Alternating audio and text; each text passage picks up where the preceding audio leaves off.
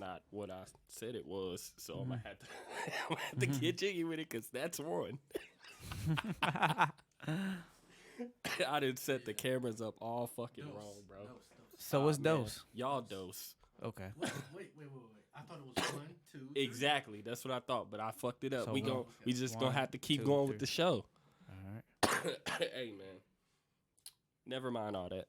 Hey, man, welcome to another episode of Voice to Vision, where we put words into actions. I'm your host, Captured by Cargo, a.k.a. the mystery man behind the cam. Of course, you know I'm here with my two co-hosts. We got JBOOGIE, Mr. Put It On Better Than the Artist himself. Yes, sir. We back. What it do? And then, of course, you know, the angry assailant, always trying to figure out a way to make nuclear bombs. Only Showtime. I like water.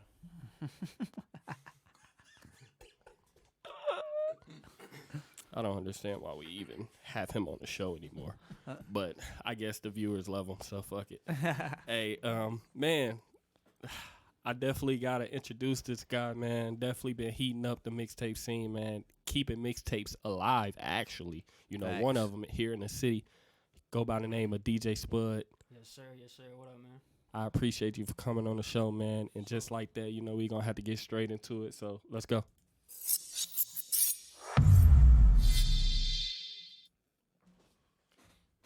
All right, so let me go ahead and get my camera and, you know, another episode in the books for us.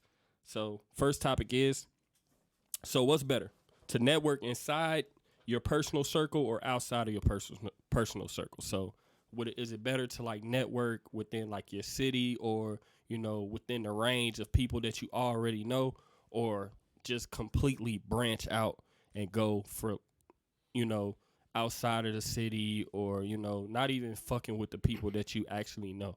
You saying from like a DJ perspective, or you saying like in general, like, you know, business? It could be business. It could be from a DJ perspective, artist perspective. I mean, I feel like it kind of depends on what you want to do. Like me as a DJ, like when I first started out, like it definitely took a lot of like connecting in the city. Mm-hmm. But now that I'm, you know, a few years in, I kind of got, you know, some shit lined up. Like I'm starting to network outside the city, so it depends. I feel like where you start and like what exactly you want to do. Cause I mean, people that do like real estate, like they don't really need to network outside the city unless they trying to get some shit outside the city. Right. But like camera guys, I'll do videos and shit. So I mean, networking with artists outside of Indianapolis is always a good thing. But like I said, it kind of comes back down to just what you want to do at the end of the day. No doubt. Right. Yeah, I definitely agree with what he was saying. Like, it definitely depends on what kind of type of business you're doing. Cause like you said, real estate, like you got to get different licenses for that stuff. So like, of course, you know what I'm saying? I know there's realtors here that's millionaires. You know what I'm saying? So they sell houses in Geist and Carmel area and stuff like that. But yeah, man, I always think it's better to network outside your city just because, a lot of cities might have the other leeway than the other one. You know what I'm saying? A lot of people might have those resources that we don't have, that they can give information to you or anything like that. So it's just always the best to get that voice, you know what I'm saying? Kind of get what they opinion on something, or just, you know, just some advice on something, you know? Yeah, I mean, there's enough knowledge in the world to where, I mean, even in the city, like you could learn a lot of shit from just people around you. Facts. Like I learn shit like every day just from being around people. So. I feel, I mean, like, yeah. Is that just me or is it? Yeah, okay. I thought I was tripping. Turn it in too far. There you go. All right. Okay.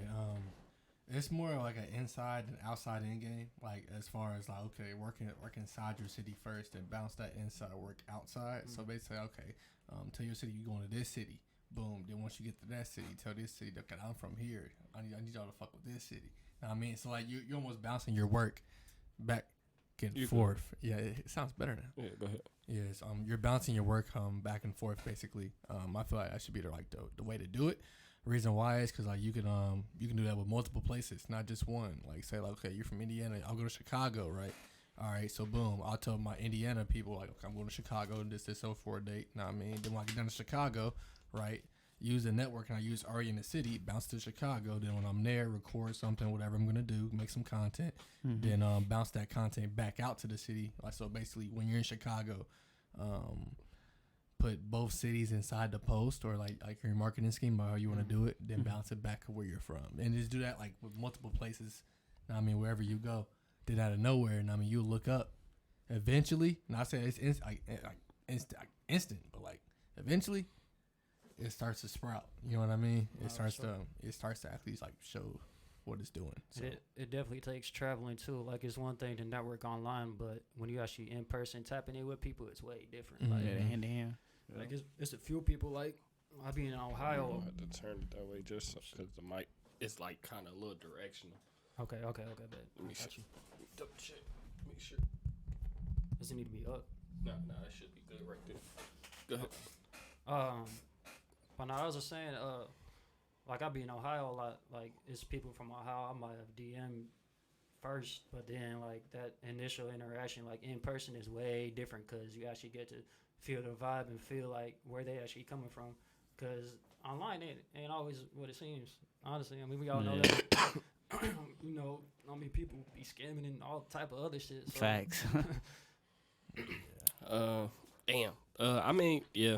I mean, it's definitely a variation of all three of those things because 9 times out of 10, your personal circle not always going to see exactly what you see when you do start anything. You know what I mean? It takes time for you to start developing what it is that you're trying to do first before the people within your personal circle start really seeing it.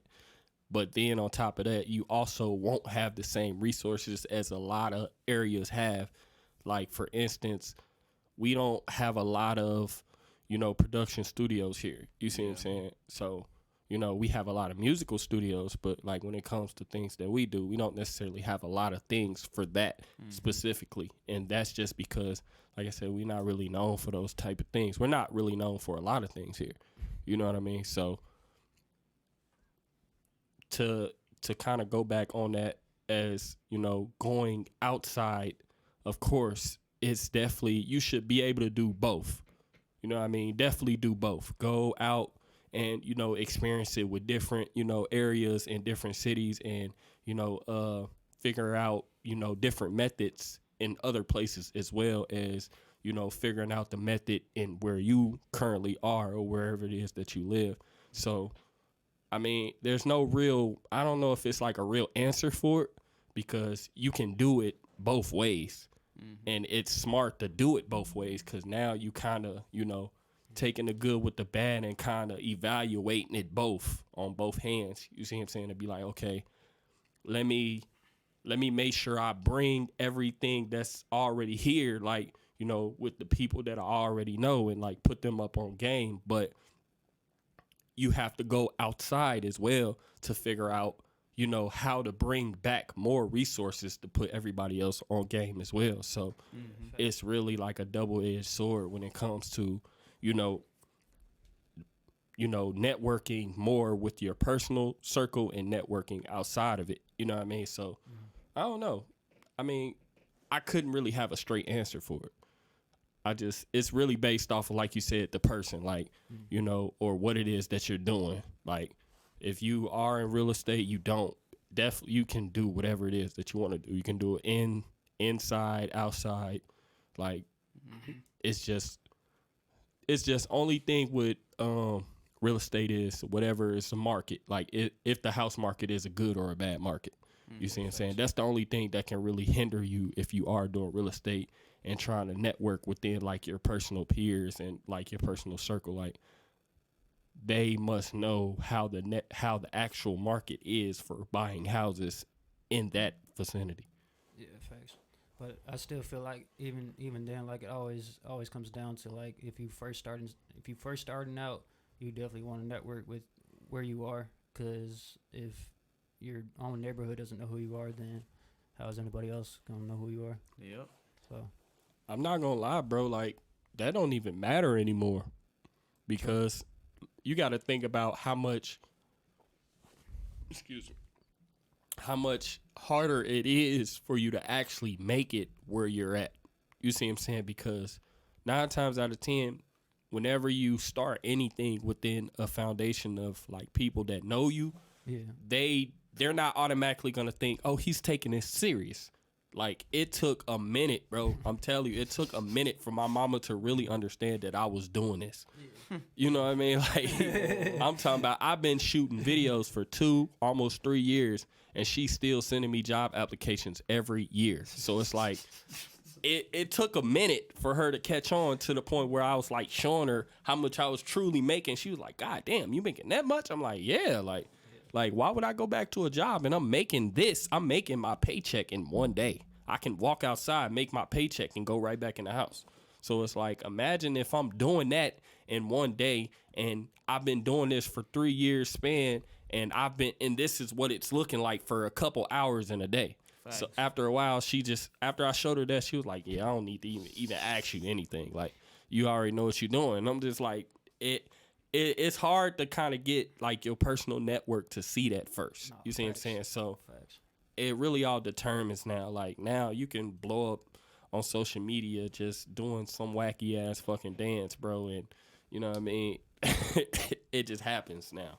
But it still I feel like your core following, like if you said, if you do like a whack little dance or whatever, like it might be your closest friend that share that shit, and then boom. That closest friend, and boom. Yeah, it's always something. Yeah, what I'm saying. Yeah, it's always something. Yeah, I agree. So couldn't people online them be closer with you than people that you actually know in your city? Because sometimes, I mean, it's just how like people have been socialized, like especially like after COVID. I mean, people are way more eccentric. Like, they're not going out.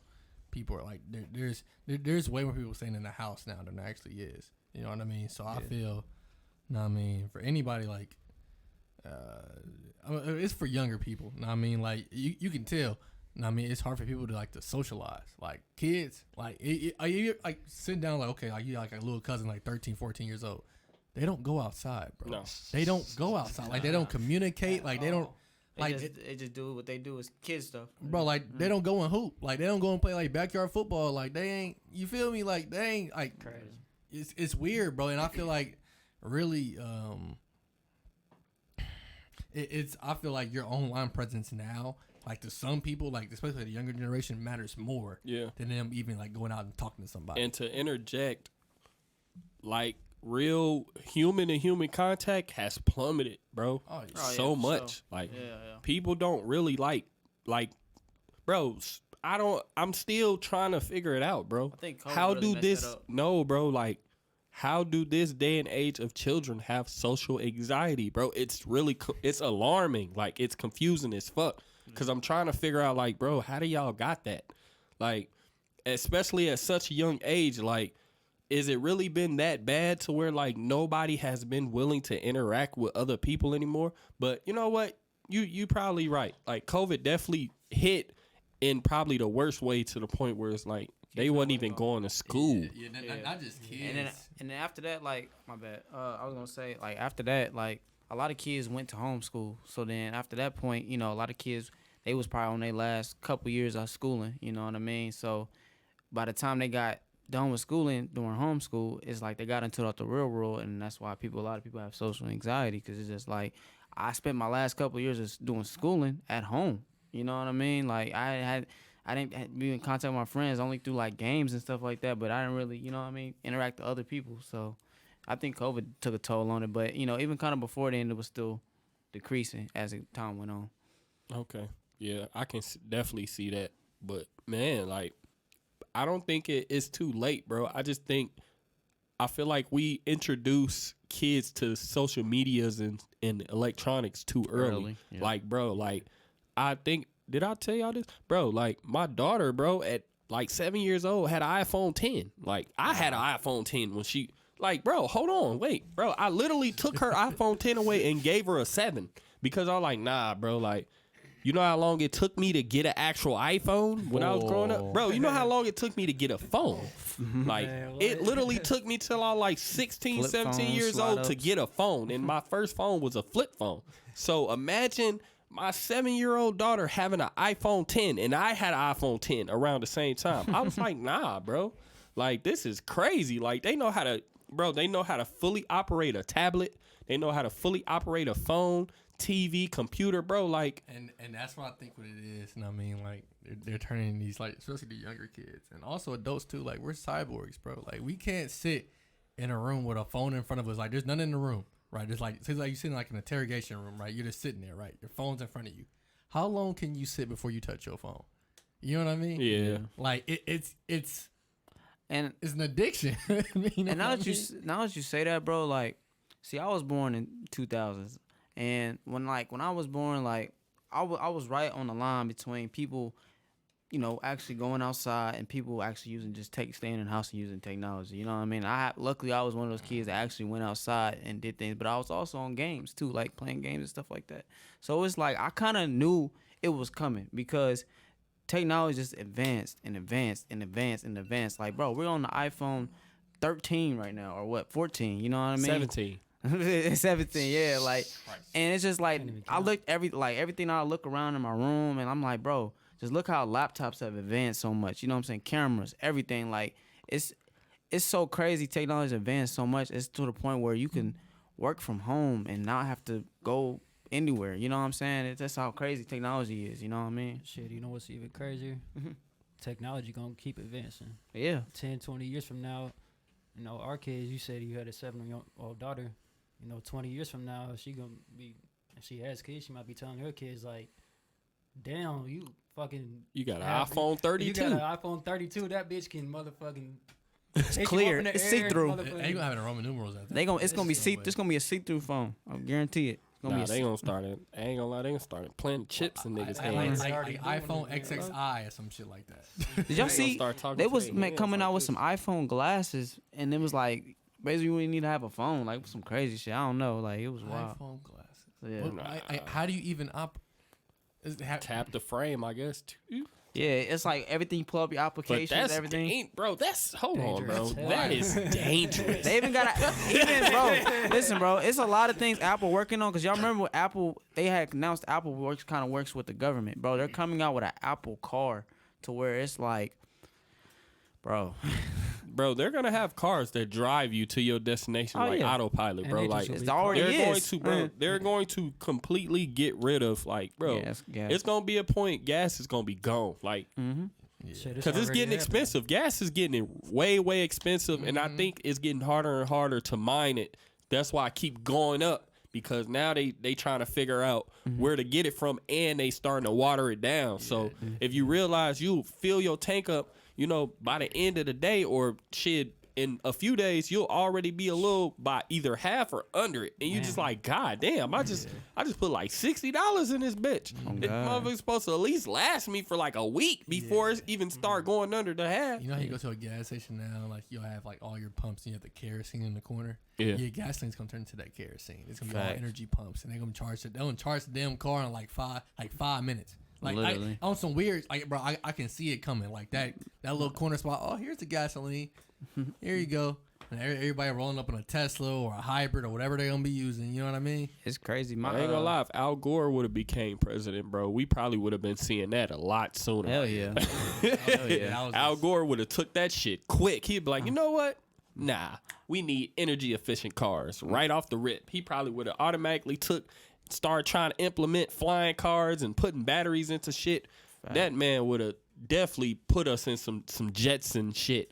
Oh God. My pops, he works for the Honda plant, and basically what he was telling me, basically what the government's gonna do by a certain year is basically if all these car companies don't go electric by this certain year, they all be fine like a whole shit ton of money. Like it's already been placed already. Like I don't know, I forgot what year it is, but it's gonna be by a certain year. Every car company. That's why a lot of companies are coming out with hybrids a lot, electric cars. Like it's got to be by a certain year. They gotta all go electric. You know what I'm saying? So they're already getting rid of gas. Like it's already in the works. You know what I mean? God damn, shit Yeah. is changing, bro, and it's changing so fast. You really don't even have time to react. You just gotta adjust like quick. You know what I mean? Like, bro, everything is spiraling. I don't know why, but have you ever noticed the days even seem faster? Mm-hmm. Bro, March went by like this, bro. Like, bro, we just got into this year. It's April. It's 4 months into a new year already, bro. It was literally just hitting 2023, bro, and it's April right now, the bro. days go by faster now because like you gotta realize the whole purpose of technology is to take away the labor of a man or just a human. That's the whole purpose, is take away like the actual like physical Listen. labor, mental labor. like emotional labor. That's the whole point of a technology. That's what it's doing for As you. long as they don't start creating no iRobots, which I seen They actually was working on a robot. Yeah, that shit's creepy. As No, yeah, I seen that, and it was like having real bodily functions and like Hell. moods, and I was like, nah, bro. Like, I think it's a certain length at how far y'all can take this. It will never be. If y'all gonna do that, bro, make it completely emotionless. Do not let it adapt. Do not let it be able to adapt to anything. Have bro. a kill switch. I don't care what it does for you. They all need a kill switch. Oh, God. that movie Megan, bro, is like a prime example, bro. Bro, don't remind me of that creepy Bro, ass little dog. But that's a prime example, bro, how far technology can get that advanced, bro. Like, bro, hey, Hey, Kill man. switch. Hey, man, On let's and move. off. Let's move on to topic 2, man. All right, so if you have a huge following on social media, like Instagram, TikTok, Twitter, does that give you a representation of your net worth? God damn, I can't talk for shit. So basically, just power and numbers of like said, like, okay, Like, would that make you valuable? You see what I'm saying? Like, Yes and no, because numbers do lie nowadays. yeah. So, I mean, I feel like we all can kind of tell, like, when somebody has fake followers nowadays, though, fake likes, that kind of shit. Like, you can really see that shit now. But people that build that organic following, hell yeah, that's definitely a bonus. Like, I mean, not saying people will know automatically what your net worth is depending on how many followers you got, but what they say, your network is your net worth. So, I mean, it depends on the quality of people that you have following you too, or that you're following. Like, I don't know if I'm being followed by some like fucking Elon Musk. Shit, I must know some shit. He must know some shit about me, man. Like, Yeah, definitely. I was gonna say, yeah. I feel like it definitely depends, cause like you said, everybody knows if you got fake followers just by the comments and stuff like that, like it don't add up, you your know. engagement. Yeah, but from the average person that's looking on the outside lines, like they see a person with a whole bunch of followers, they think they somebody, you know what I'm saying? But people like us that we do this networking shit every day, you know what I mean? We know what the fuck is up, you know what I mean? We know who really out here putting in work. We know who really out here got something going, you know what I'm saying? Ain't just fabricating the shit, you know? for sure. Yeah, I just feel, you know what I mean? It's like if you have like a big following, like for example, I feel like followers at any other place that really matter is TikTok. Like the way that you can gravitate people to do stuff. Like I was watching this guy on TikTok, right? Like he just does random stuff. Like say like, okay, he sees somebody on TikTok. They for example, they cooked they put pancake mix in a rice cooker, bro. All right, you'll see where I'm going. They put pancakes in a rice cooker, bro, and like watch this. In a amount of like 45 seconds, that Amazon site for those rice cookers sold out. In a amount of like 45 seconds to a minute. Wow. You know what I mean? That's what I mean. Like the way you can gravitate and move crowds. You know what I mean? Like that's power. Like that's honestly power. Now, if you're able to get money off that power, that's what I mean off of net worth. Like, yeah, value and numbers on social media matter even more each year after each year after each year. Because I mean, I'm not saying like you can make millions off the shit, but I mean like, bro, you can make a good living off just social media. Look at the people that just get up every day. but you see that bill they just passed though, right? Oh yeah, I saw it. Yeah, they about to take away. Content creators are not getting paid for social medias no more at all. Serious? That's Yeah, crazy. yeah, they taking that shit off. that's It's probably already the craziest thing they ever do, bro. Yeah, Because you Yeah. gotta think It's about fucked up, how I ain't gonna lie. much you gotta think about how much people ingest on social media. I mean, you know what? Honestly, it might not be as bad. No, bro, 'Cause that's bad, it- bro. no, That's no, people, no, that's no. people's living though. Let's think about this. Let's think about this now.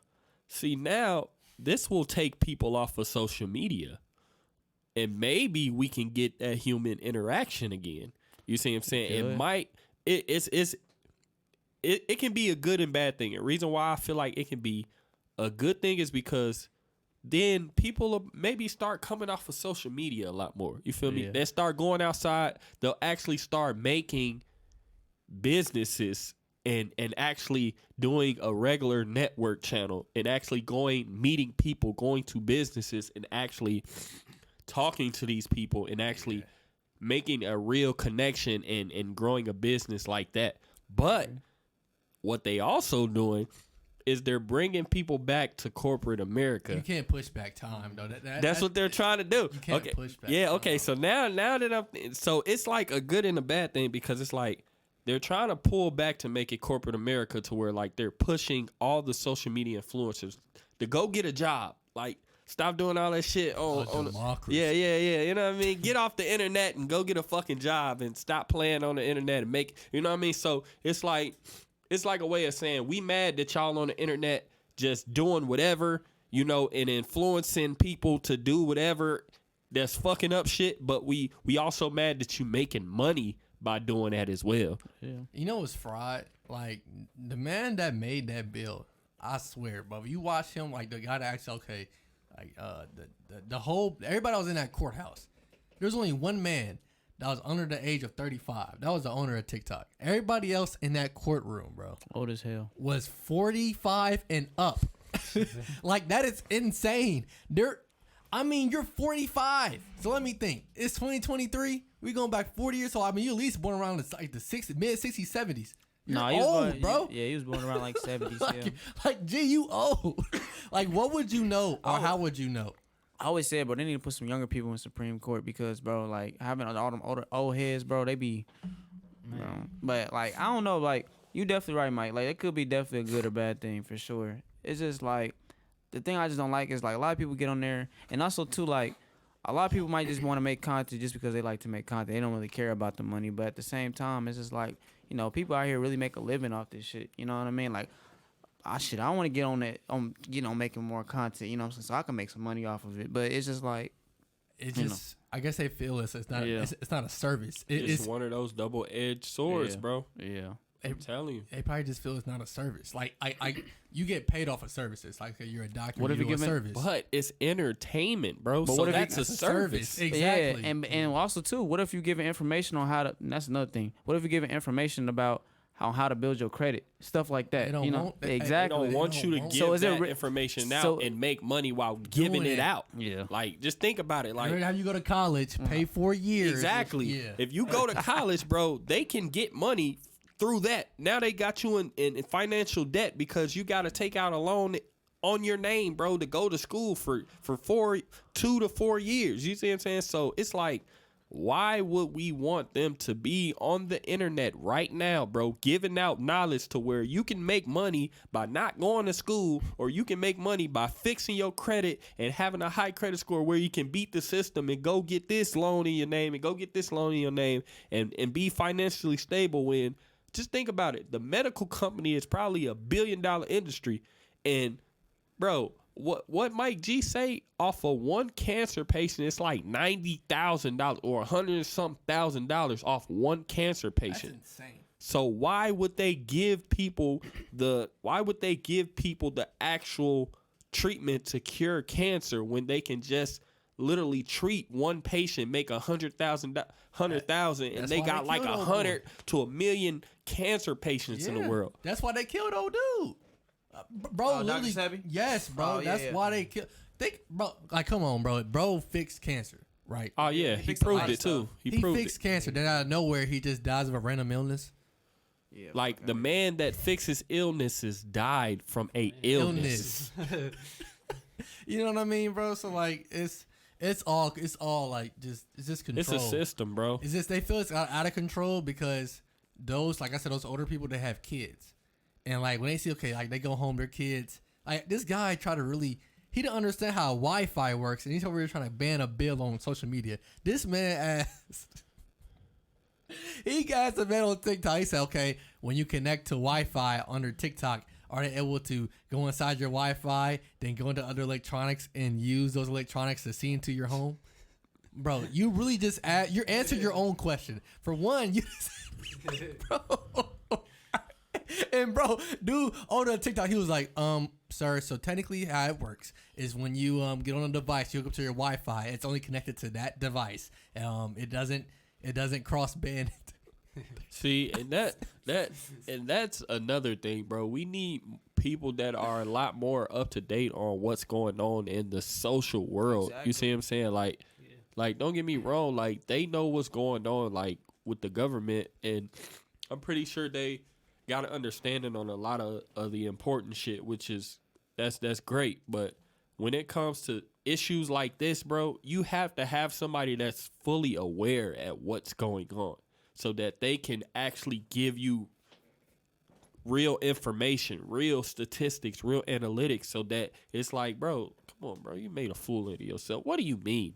Like, He doesn't care because he's old. How do you hack into everybody's devices in the world by using Wi-Fi? Like Wi-Fi has been out literally for like 30 years now. Right. Now, okay, I think what he was trying to say is that, okay, you know how like you be in a conversation with somebody and your phone's around, and out of nowhere you get on your phone, you see what you were talking about on your phone as like an advertisement. That right there is in your term and condition. We go to any app. So any app you sign into, it asks you, you want us to track, share your information. Well, Do you want me to track what you're doing on the app? It does say that, yeah. And I always say no. Yeah, so basically when you say yes, is that, okay, now you're going to your iMessages, now it's going to your voice memo, now it's going to everything that your phone has activated. It's going in all that, and it's giving you advertisements. Yeah. It's the government, man. It's creepy. Your phone is government. It's creepy.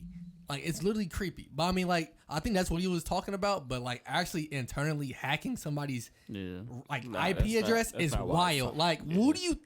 The fact that they thought China, because you know China, TikTok's ran by China. The fact that they think that they was manipulating us on the app is like, bro, China makes all our shit. If they was to do something right now, they would have did it already. Like they would have been there. They've been, bro, we owe them so much money, and they talking about being hacked by them. Bro, we owe them billions of dollars. Shit, they got the right to hack. If anything, like we owe them so much money, bro. And you talking about, yeah, I don't want them to hack our identities, bro. We already give our whole life to them now. Like, bro, how you talk If shit I look under to a this man desk, you owe? it's probably made in China. game systems made from China. Everything, a whole lot of stuff. Japan, China, bro. We not Indonesia. making- Listen, bro, I'm gonna keep this shit a buck. America ain't good at making a lot of shit, bro. We only good. I'm gonna say this. We only good. We are not that good at making a lot of shit. The only thing we good at bro. is American muscle. That's the only thing we good at. No, we make simple shit. We make like, yeah. okay, say you go to the store, you see like little tykes. We make like little baseball bats and shit. Yeah, Like, I mean, that's what I say. American muscle. We yeah. make simple shit, bro. We don't. Look, we make McDonald's and fucking Burger King. Oh God, like, Exactly. and I ain't even trying to be too political. I don't even want this to be a political type of situation. But bro, like, we don't make a lot of good shit here. Like, if you look on the back of maybe Goddamn 85% of shit being made, it's made from somewhere else, not here. Yeah. I don't see a lot of things that But say made in the USA. you got- Like, I don't see that. You gotta think often about at it all. too, though. Like a lot of the resources and the material that's made to make these items that they don't. It's not here. We can't even get them This here. is a living state. Yeah. Every state has people in it. You Yeah. just can't put something somewhere without somebody seeing it. So in a bigger country, you're able to hide shit. You can't hide shit here. We gonna figure it out. Area 51. You know how many times anybody that figure out something about Area 51, shit, they probably in Area 51. On everything. They If ain't you come figure out. out anything in Area 51, bro, they done already deemed you confidential. Before, as soon as you seen it, you were not able to leave. You gonna see the real Men in Black. If you in 30 miles radius, bro, they're going to find you. Oh, You're not nigga, supposed to what? be here. Why are you here? First and foremost, bro, if you get away, they probably already have a tracking device under your skin. Yeah. I don't know what's there, but we gonna find. Hey, listen. Bro, You gonna they see the real probably Men in Black. instant instant transmission to you. Pop up in your Goku. motherfucking crib real quick. You like, God damn, what the fuck? We should have a topic on like sci-fi and like aliens and stuff, like conspiracy. Shit. I think that would be kind of dope. Man, I gotta do some research on that shit because it's a lot of wild shit happening, bro. Like, I feel like aliens is just starting to not give a fuck, bro. They starting to do drive-bys in the U.S.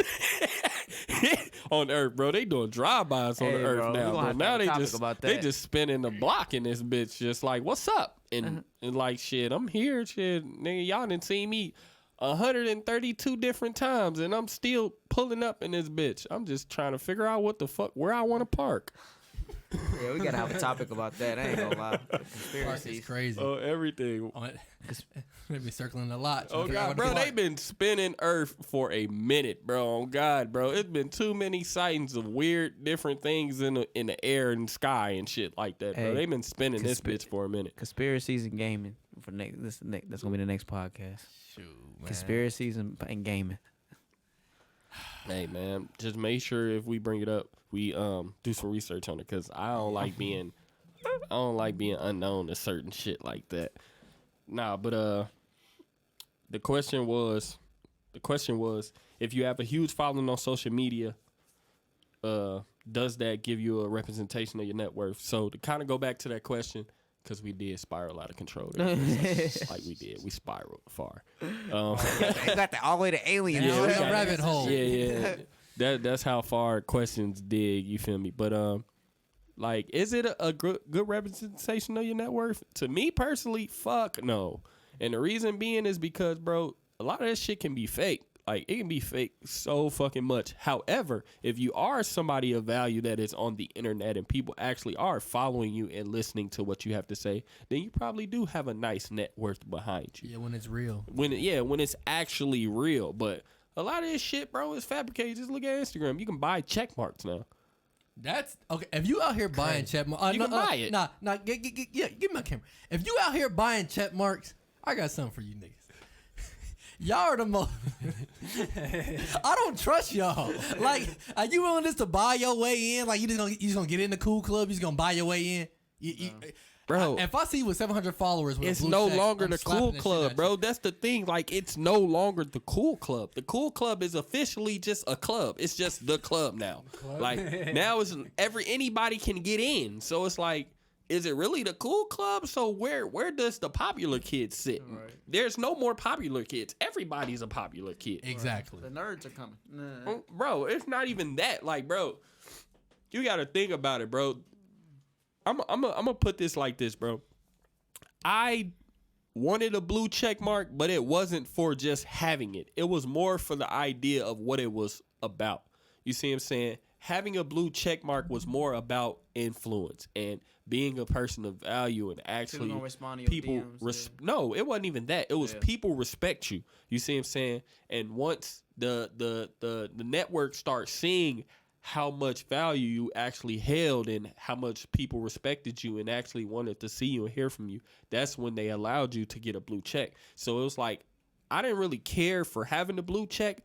I just wanted I wanted what it took to get to one. You see what I'm saying? So like, it took 10,000 plus followers. It took engagements. It took interactions. It took people to actually know who you was and interact with your posts and like what they saw.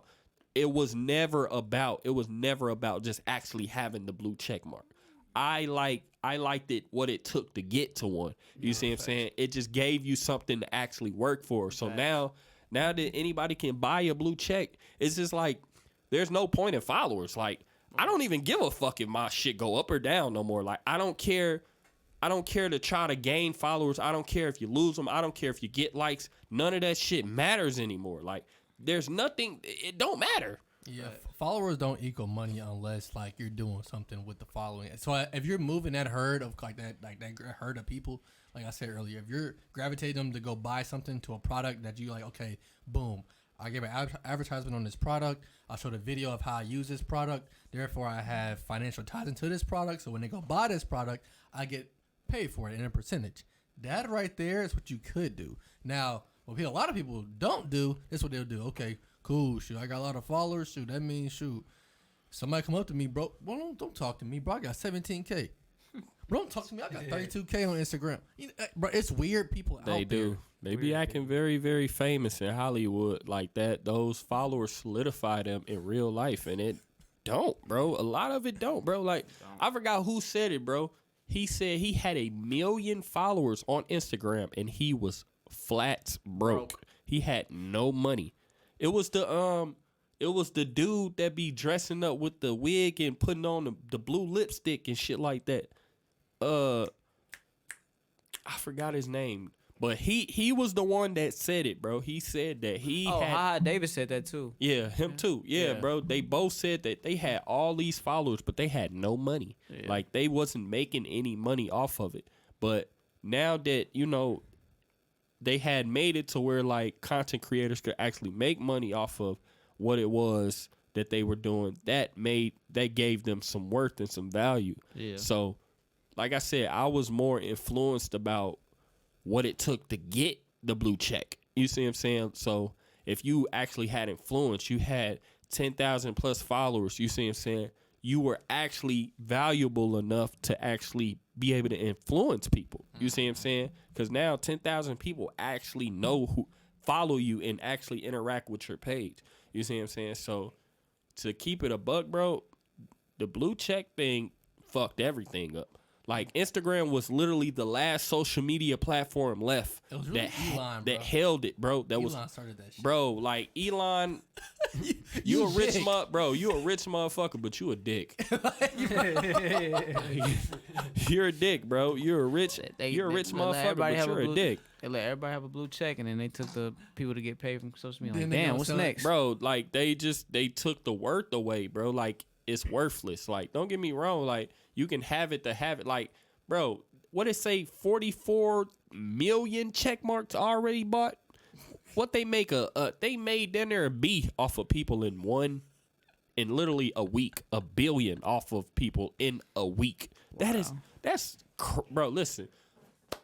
Fucking kudos to you, Elon. Good job, bro. Elon. I swear to God, bro, Dickhead. you are a rich, smart dickhead because that was nuts. Like, Damn. listen, bro, I admire your brain for that, but at the same time, I hate it because it's like, dude, now I ain't got shit to work for. I don't even care about social media no You more. made Like, Mount Everest flat, bruh. oh God, nigga, you took all the heads off of the Great Stone Mountain and just like put them all together, and now we don't know what the fuck it look like. Exactly. It's just whatever. We don't now. know who's who. Yeah, Oh, so God. man, it's like a love-hate thing.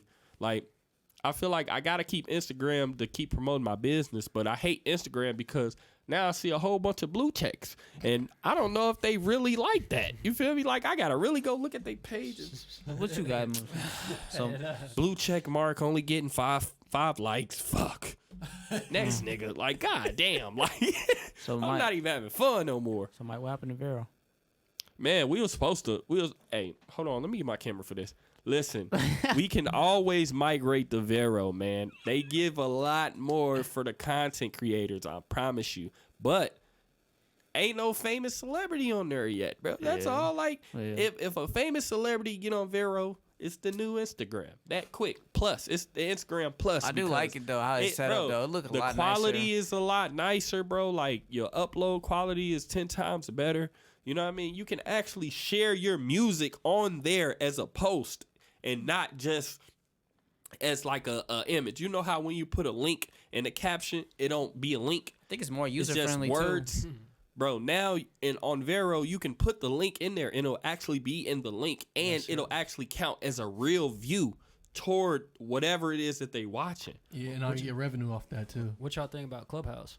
I fuck with Happened in Clubhouse. Clubhouse? I thought Clubhouse was dope. I think it just That was more of a COVID thing. That's why I jumped on. Yeah, it was a It was a flyby. Yeah. Yeah. But it was lie. dope though. I like how Flyby. it's like a basically it was like an online podcast pretty much. I Like, think niggas was in the because people was having house. some serious conversations on there. I ain't gonna lie. Exactly. But Yeah. people was in the Still house. People were bored Don't talking get like me wrong, Clubhouse still has its days, bro. But Yeah.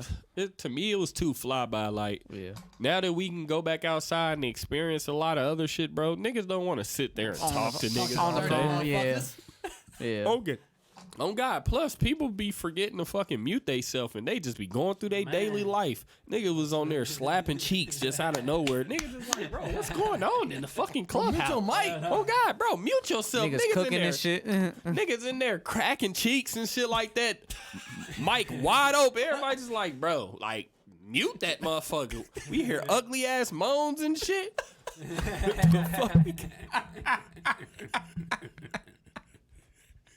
Like, nah, bro, this the wrong club to be in, bitch. What is this, the Mile High?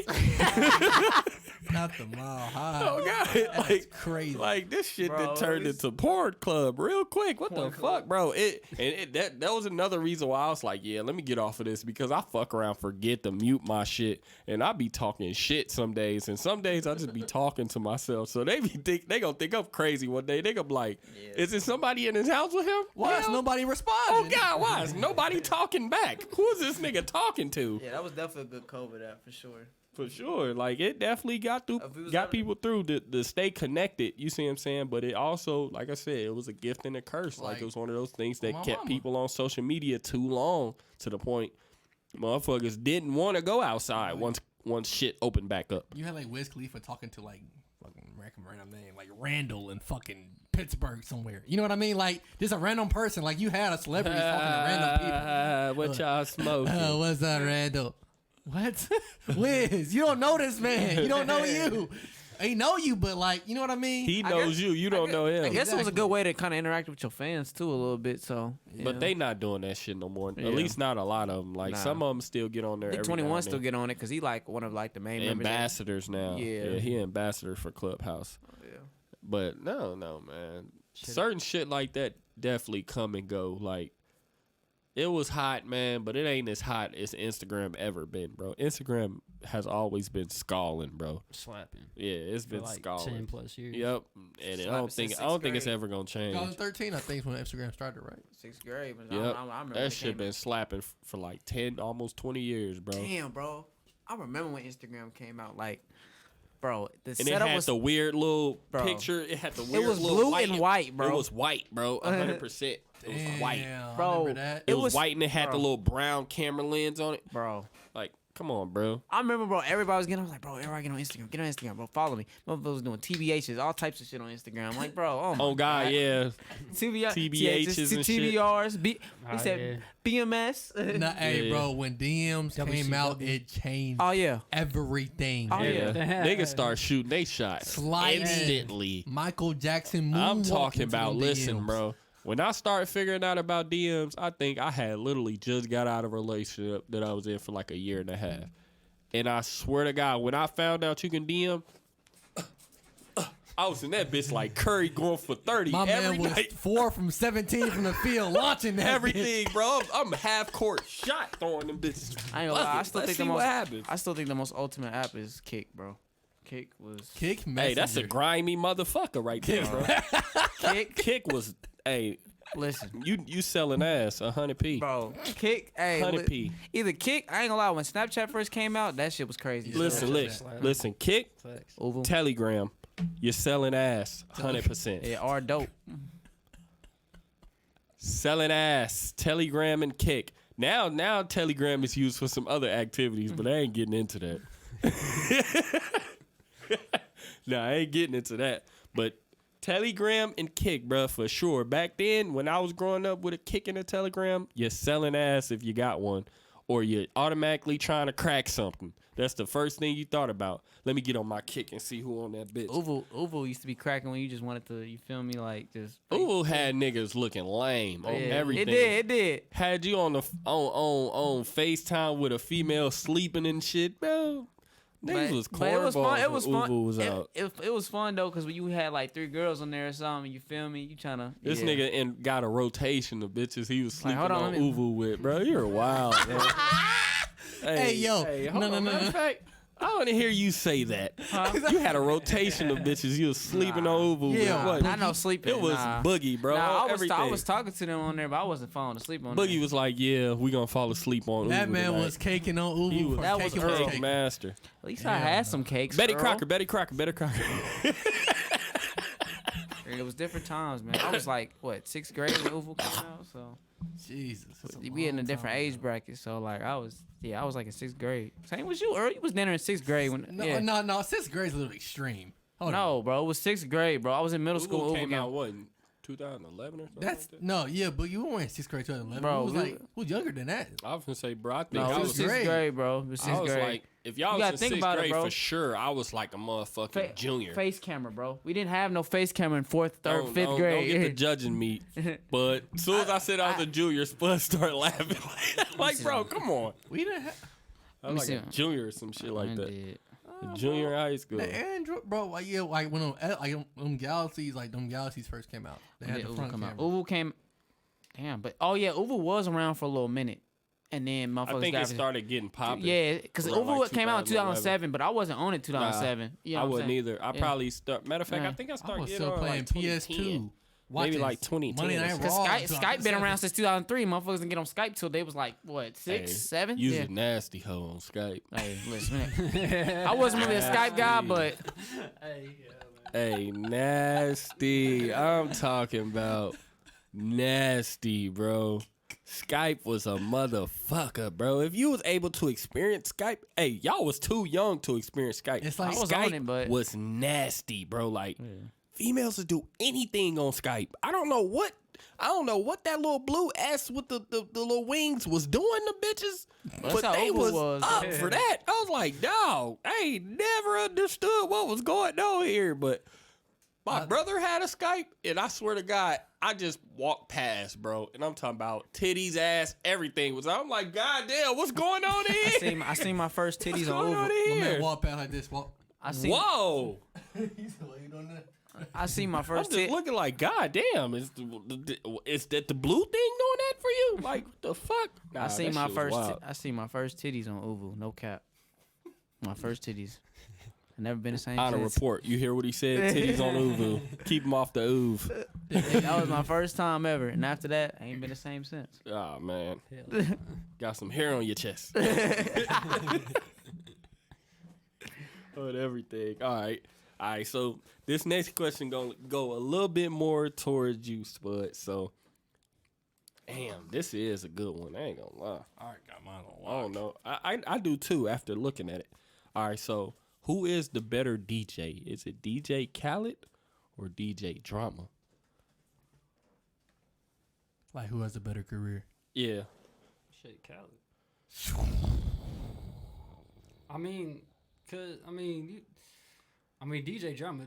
Obviously, we all know him for his mixtapes, but it's one thing to doing mixtapes. It's a whole another thing to do albums. DJ Khaled he did mixtapes way before Drama did, and then he started coming out with fucking albums. But people don't know him for his mixtapes at all. People don't Drama from albums though. I mean, dog, this is like it's one of those toss-ups. DJ Khaled was running the fuck with Young Money like a motherfucker, bro. When he was fucking with Young Money, bro, that shit was crazy. That shit was nuts. But when DJ Drama was working with Wayne, and that was a different time. Let's do this. Let's go artist for artist that they both fucked with.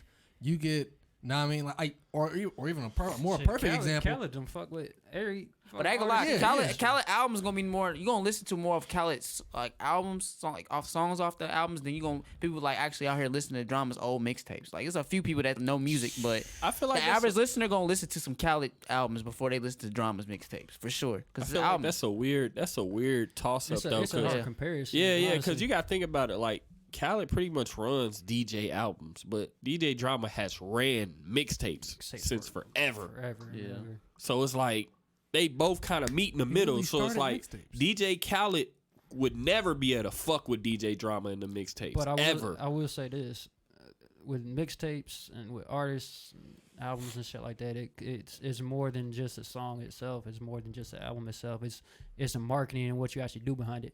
Like he said, bro, Khaled was on a run for a minute with Young Money. A good 4 or 5 years, like straight, nonstop, just dropping shit. But the marketing behind it was genius. You gotta Facts. realize, know what I mean, like I just feel Khaled's audience grew up, and DJ Dramas is like it's almost like. so did DJ Drama's. I know, but watch this. You know how like Gucci explained, like you got, know what I mean, you got the juice and you got the sauce. Khaled had juice. Now Drama got sauce, bro. let me no, ask- no. He got sauce. I'm gonna tell you why he got sauce. The man, this is the same man that gave us these legendary Wayne mixtapes. You right. You go about it like almost 20 years later. This man, he's being nominated for Grammys because of albums he's worked on. Like Call Me If You Get Lost, Tyler the Creator. Everybody's listening to that shit right now. Even though it came out 2 years ago, he dropped it at estate sale. By the way, go get that shit. That shit fire. But it's just, you know what I mean? Bro, he's still relevant. If Khaled was to drop an album, as we will see, he's flopped. Yeah, He's been flopping. In the wind, bro. He's been flopping. But hold on, wait, He's been hold flopping. on, Earl. Let me ask you this. Did you listen to Jeezy and DJ Drama's recent album? I mean, an album? No. You're not talking about it's not a Jeezy album. He actually made a whole album. Like, Did you listen to it though? With DJ? I only listened to the Tyler Creator feature, which is on. Did the you intro. listen to Simba and DJ Drama's album? Now that shit was. I did. Yeah, I did. That shit was I hard. did. That shit was I hard. did. I did. Yeah. Yeah. I listen to You- it. See, it's a difference. Like, Drama just dropped the album. Like that shit ain't really slapping like that. Cause mixtapes ain't popping no more, really. So that's why he doing albums now. But he just You just gotta did talk more in front. he just did a mixtape with YoungBoy last year. That Oh, shit. yeah. I forgot he did that. He Yeah. did his shit with YoungBoy. He did shit with Cali can't do that. Hey, He gotta stick to his roots. I was gonna He gotta say call though. Jay-Z for a hit. Listen. I was gonna say though, this like to kind of add on what you saying is like, don't get me wrong, like DJ Khaled has definitely made some shit when it comes to the albums, like some classic shit. But bro, DJ Drama has done classic mixtapes that's still going on today, bro. And I feel like, bro, DJ Drama can still do it. And don't get me wrong, he has some classic albums that he did with he has some that he did with Fab, on the There's No Competitions albums and shit like that, bro. Like he could still do it, but now it's a whole new market for it now. Mm-hmm. Like it's a complete change now when it comes to like DJing on albums. So like DJ Khaled has definitely had his run with the albums, but now it's like downhill now. He can't. It's downhill now. I feel like it has a lot to do with being tapped in. Like Khaled ain't really tapped in with the younger crowd. Like Drama being tapped in with, I mean, artists at their peak. You feel me? And then bringing on new artists, like he co-signed Jack Harlow. Jack Harlow's fucking hot right now. Yeah, that's what I was saying. His audience is getting old. got- Like it's almost not really his audience. I really feel is this: the artists that he put on his songs. You know what I mean? Like people will come that's for what Jay. that's what it People is. will come for Wayne, but everybody else that you still putting on your songs, bro. That's what it is. The Yeah. song- People the not. song- I mean, people fuck with Nas, but people not coming to an album just for Nas. Maybe a few people, maybe a good crowd. But I mean, like you talking about that's gravitating. Maybe everybody's dropping everything you doing. Jay to drop the verse. See the difference. You know what I mean? See the difference is, I mean, Drama. Of course, he's done his albums, but his albums. So albums, you got multiple different artists on it. When you talk about mixtapes, most of the time, like it's gonna be one artist on it. So, we just mentioned YoungBoy. People listen to YoungBoy all day. They'll listen to a DJ Drama YoungBoy mixtape just because it's only YoungBoy on there. You start mixing other artists on there that people aren't really like feeling, and then you creating their own records. That's why, like, with my shit, like, bro, I want like shit that slaps. Like, I do collaboration mixtapes all the time, but I mean, are you gonna able to listen to it from front to back without like Skipping something. Yeah, like it depends about the quality, bro. Yeah. Like Khaled, I remember like, bro, just growing up, like listening to his tapes and shit. Like this shit was hard, but I mean, we obviously talking about like the past probably like 3, 4, 5 years, like his shit ain't really been slapping. Exactly. It's a versatility. It's almost like we know what the Cali sounds like. You know what I mean? Yeah. Like I with DJ Drama, his versatility is crazy. Like you said, he had a mixtape with YoungBoy. He he helped Uzi make them legendary mixtapes that we all know and love. You know what I mean? Like all them love is rages. Drama's behind that. And it's just, You know what I mean? It's just the one artist on it. That's Everything. why. Dedication. Then you just dropped it recently, just 2 years ago. No, I mean 2 years And ago. I think they doing Call a me if you get lost. Yeah, I think they actually gonna do a Dedication 6 together. Man, that shit Or going. Dedication That shit 7. I think it's retarded. either 6 or 7 Shit that they gonna gonna be do crazy. together. Yeah, they already announced that they was doing it too. Crazy. So man, but I guess it. So are we going? So now we got to kind of go take it back a couple steps, because now this is getting to a point. It's like, are we basing it now off of their notoriety of who they are? So like, when people hear, how fast will people rush to go and listen to this project if, oh, DJ Khaled just dropped a project? It's almost who he's putting on there. That's what I'm saying. It's like when Jay-Z we did that verse on his recent I'm not album. gonna lie, bro. People will come and listen to a project because they hear that DJ Drama is doing it. Yeah. Hell yeah. It came to a point that that's how it is. Like, I ain't gonna lie. Like, him not producing so much with the albums has made his name so much more valuable to me. Cause now, let a motherfucker say, yeah, I got DJ Drama on my album. What? You're talking about a mixtape legend? You have him on your album, DJing your album. Nigga, I gotta hear that. I have to go hear that, bro. I know the album gonna be fire because he only put his stamp on shit that's gonna be crazy. Yeah, that's Like, fact. listen, bro. I definitely. Now, I already agreed to you that the Call Me If You Get Lost album was crazy. I said, listen, bro. That brought a whole new fucking side out for people, for Tyler the Creator. Like, completely brought out a complete different side for Tyler the Creator. People was not expecting him to be like that. Yeah. And I think Tyler Creator nailed it so hard, to the point is, he said, I just got the stamp of approval from DJ Drama, so you know what I have to do here. He added all elements, bro. Like, he added all elements. I'm talking about from original hip hop drum kits all the way down to new, a little more jazz. Reggaeton, reggaeton. Bro, he completely infrastructed the whole album just because he knew who he wanted to take it to. Like, that right there, that kind of says a little more to me, because it's like, God damn, like, I've never seen this get brought out of somebody until, oh, DJ Drama about to be hosting this. Fearless. Bro, that is nuts. He's fearless. Like, bro. now if we're putting it to that perspective, I'm going DJ Drama all the way, because the weight of his name will bring anybody running. Like, he don't do much in that album scene. So to actually get a credential from DJ Drama on your album is nuts. It's crazy as fuck, because everybody wants to hear what the fuck the project is now. Like, they want to know what it is. Like, how the fuck you get a stamp of approval from DJ Drama? That's hard. I'm guessing that's pretty hard to fucking get. Yeah, because he just ain't going to fuck with anybody. You know what I mean? Like, you gotta come with that shit. Yep, yeah. and DJ Khaled, bro, he, don't get me wrong, he runs the industry when it comes to, like, the industry standard, industry sound. Like, he's known for putting that shit together, you know, getting the best artists in the industry and making hit records. But he's not the same. And like you said, his crowd is getting older. Like, the people that he's grabbing and gravitating to now, they're getting older. Yeah. So is their fan base. So it's like, it's not the same anymore. Now it's a newer crowd and shit like that. And it was a good thing that DJ Drama kind of, you know, withheld itself and waited till he realized what was going on. So, because now he was able to get tapped in with NBA Youngboy and be like, this little nigga hot. Let me go get him. Like, DJ Khaled ain't putting him on his album. Yeah, let me go do something with him real quick. Yeah. It's almost like for example, like that Father Aside album, right, that he dropped. When he got outsold by Tyler Creator, and Tyler Creator went #1, and he got his first Grammy. That man, like Tyler said, that man's ego was deflated. Like, his whole persona is going #1.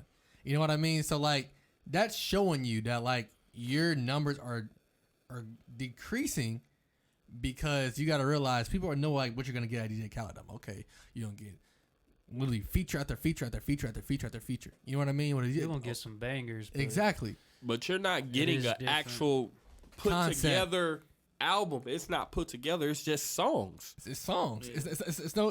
What is it like? Like a what is it? What would you say? Like a 80s greatest hits. Like, that's what you're getting when you get a DJ Khaled album, bro. You're getting the greatest hits of, like, artists. You know what I mean? Like, a bunch of different songs and sounds and variations from all these different people. But it don't really have any density to it, because there's no real hold. There's no mold.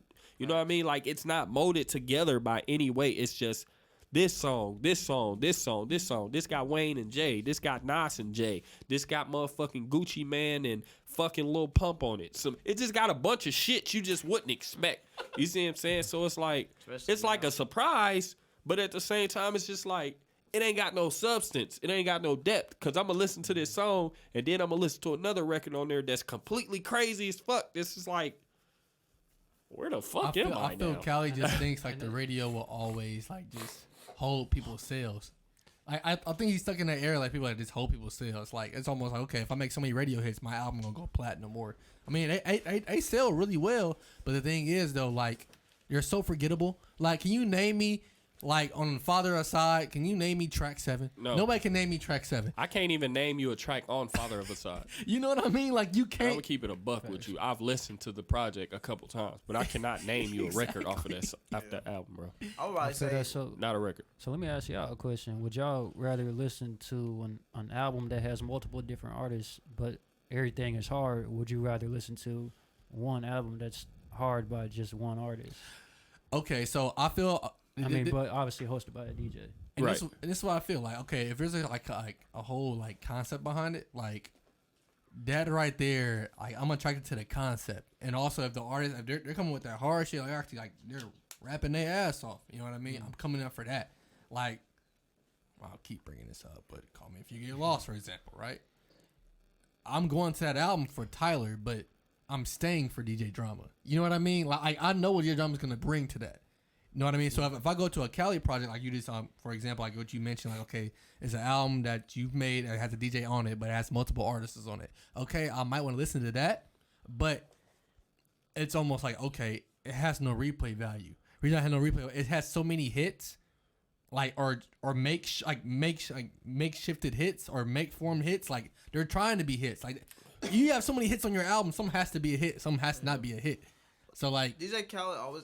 I was gonna say DJ Khaled always got at least one song that's a hit off his album, but it's never like the whole album is slapping. It's never that. Like the last time that happened was, like I said, when he was working with Young Money, when you had I'm On One, you know what I'm saying? That was probably his hardest project. Oh, my mama, like, you know what I'm saying?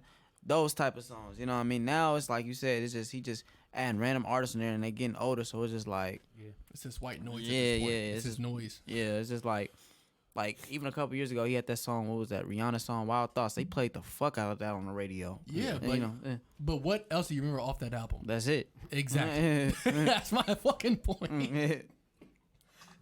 And Damn won that year, 2017. So I mean, I guess if we kind of come to full spectrum, then it really would be on who can make a better project as a DJ instead of just making, instead of just putting, because when we think of DJ Drama, we think of he's gonna go get all the heavy hitters in the industry and put them on one album. That's his thing. Like, saying Khaled. Yeah, DJ Khaled. Yeah, DJ Khaled will go and get all the heavy hitters in the industry from everywhere and put them on a song. You feel me? He will definitely experiment and put different people on songs with different people. Because I think, was Travis Scott on a song with Jay-Z before? Yeah, like things like that. Like, you just, in your mind, you could never see it, so you'll want to go and hear it and listen to it, and then you find out, but you ain't gonna play it back 10,000. Yeah, you See, feel that's a difference between, putting out albums versus putting out compilation albums. It's a difference. Yeah. Like I could go back. It's a little off topic, but I could go back and listen to Kendrick Lamar, Good Kid, Mad City straight through. But I listen to some shit that's like multiple different artists on there. Like, of course, you're gonna probably skip a couple songs because you ain't really feeling it and that ain't really style. But I don't know. It kind of depends on. I guess just the listener, really. That's what I'm saying. It's like the concept lets you, like, the artist gets you there. The concept makes you stay, and the music makes you replay it. Yeah, you know what I mean? Facts. So like, it makes you replay it. Like, it has replay value. Like you said, Good Kid, Mad City, legendary, literally Hall of Fame album we talking about, right? You can listen to that from front to back. Listen to that whole album, and it's an experience. Go listen to an album that's how I got like literally a mesh full of fucking features of popular artists. Yeah, that's fine. There might it might be 1-2 hits out of that. And on top of that, they songs be long too now. Like DJ Khaled songs, all them artists be long as hell. People ain't got enough time to listen to a 5-minute fucking song, bro. Like, yeah, that's how I think about it too. Hey, if I was to give DJ Khaled some words, man, I would tell him this: stop just doing the superstar albums. Stop it. Just find the artist, find the artist, work with him, bro, and host his album.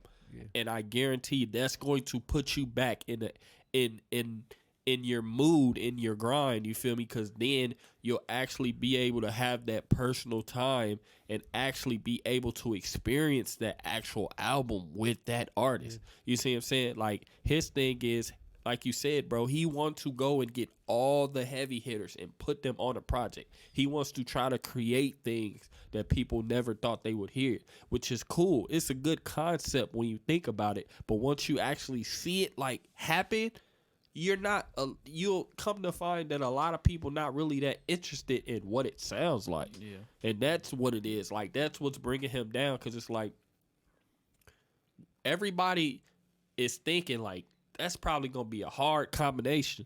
And then once they hear it, they like, he could have kept it. You see what I'm saying? So it's like, it's so different that it's madness to the point it's just like, shit, I mean, Some people you just- see what's going on. Like, my man's is plummeting with the albums now. Yeah. So it's like, shit, bro. Like, if I could tell you anything, bro, go back to just being, you know, consistent with one artist and working with them and doing the whole project with them. I know how I was mentioning earlier how iPhones be listening. I literally gotta call me if you get lost. Like, What the bro, hell? I'm not bullshit. I'm gonna pass it around the room. Look at this. Look at this, Wow. It opened up. bro. Yes. Because I'm subscribed to Golf Wang, right? Look at this. Look at this. Look at this shit. Wow. Bro, you think that's something? I was creepy on my as- I was literally I was talking to y'all on the phone, right? And I said I'm gonna make sure I check the weather and shit like that because they said it's supposed to be like a tornado watch or something like that. And then Siri's like I said it was supposed to be a tornado watch around 5 p.m. And Siri literally interjected and said, looking at the weather does not detect any tornado watches after 5 p.m. I'm like, bitch, I didn't even ask you.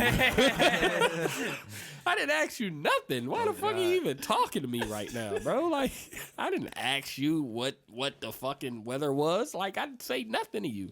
Fact. Nah, but that shit's crazy, bro.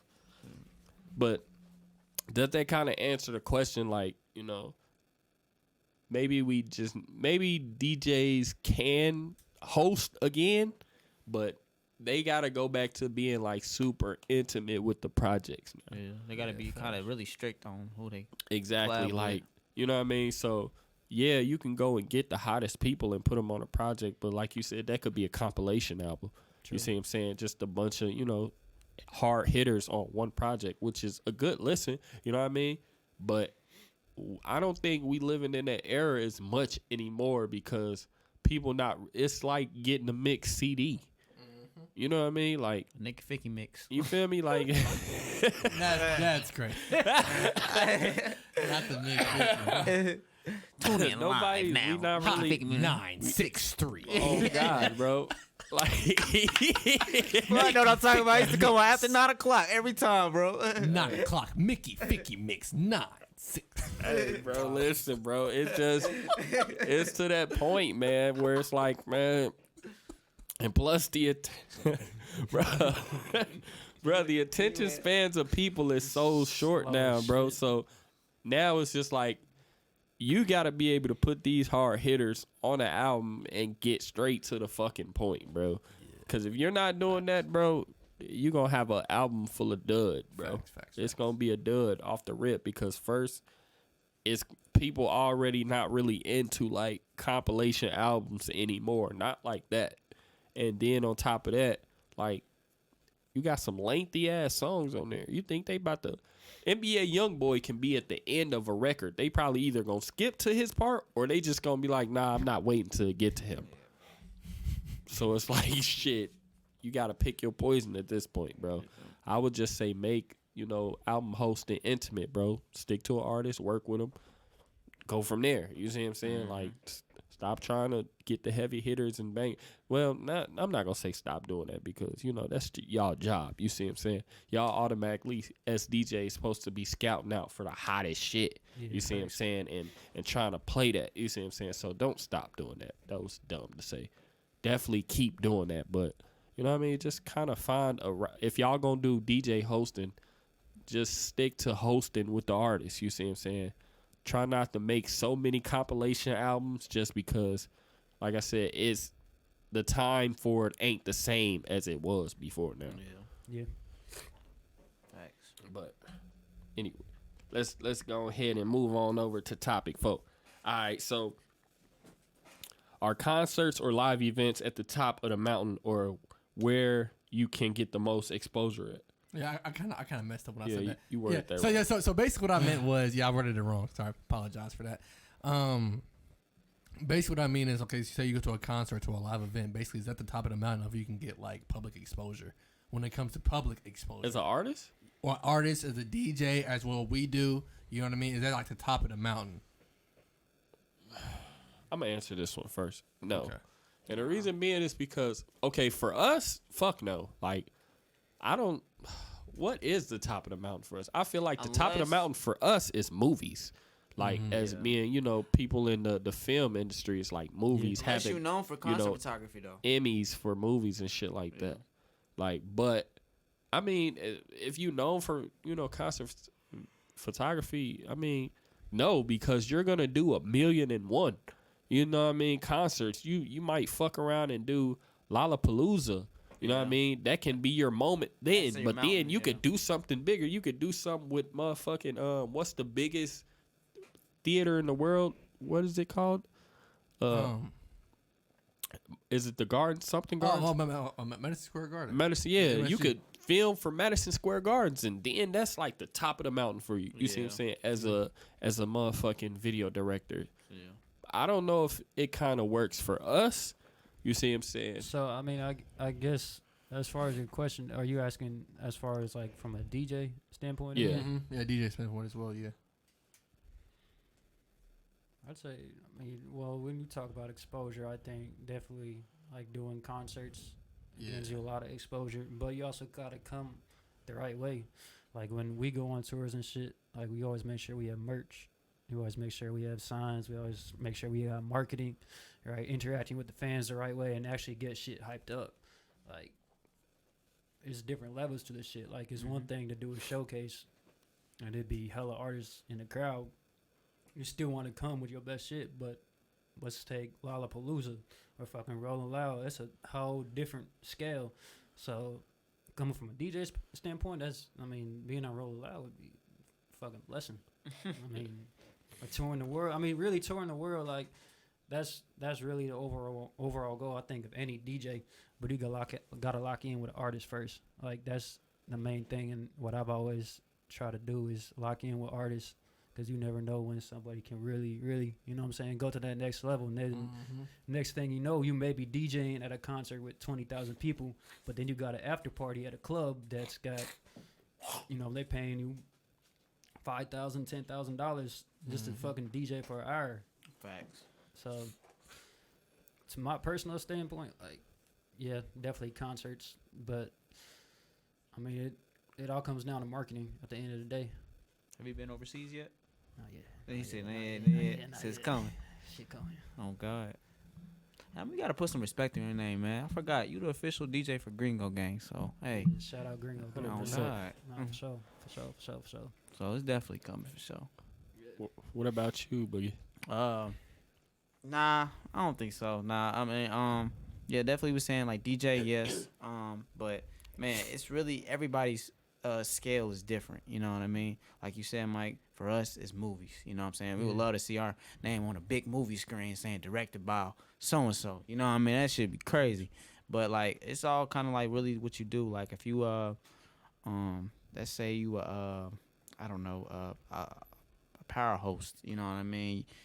Your goal is to pack out, one of your top of mountains, pack out a motherfucking 50 to 100,000 people or over 100,000 people, you know what I'm saying? Something crazy like that, you know what I mean? Like, just crazy. But yeah, I think it's just scale different. I don't think it's not the top for everybody. It's just, you know, just depends what you're doing. Yeah, it depends on the industry, for real. Yeah.